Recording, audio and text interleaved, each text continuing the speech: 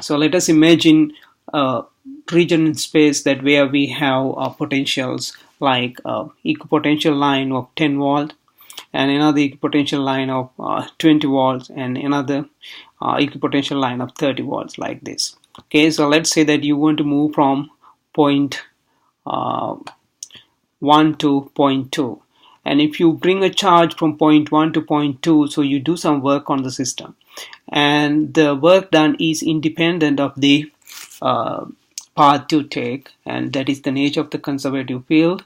And if you go back to the original point, no matter what path you take, so then at the end your total work done must be zero. So we can include this in a mathematical equation. So that is called Kirchhoff's loop law. And if you start going from point 1 to 20 volt equipotential line, then go to 30 volt equipotential line, and if you walk along the 30 volt equipotential line, actually that you do no work.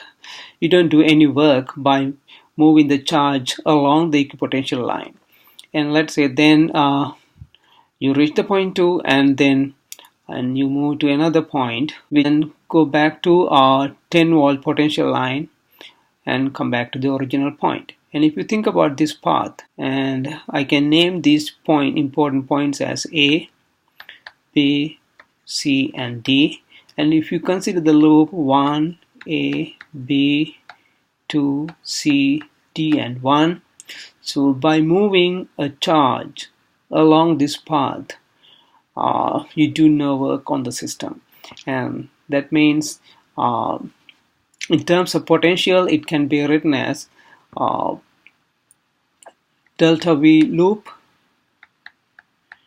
is equal to sum of all the potential differences, then which is delta V I. Okay, then I is equal to 1 to n. VA minus V1 plus VB minus VA plus V2 minus VB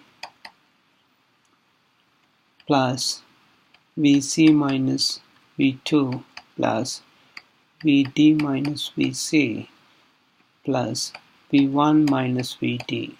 Okay, so if you simplify this one, so you'll see that VA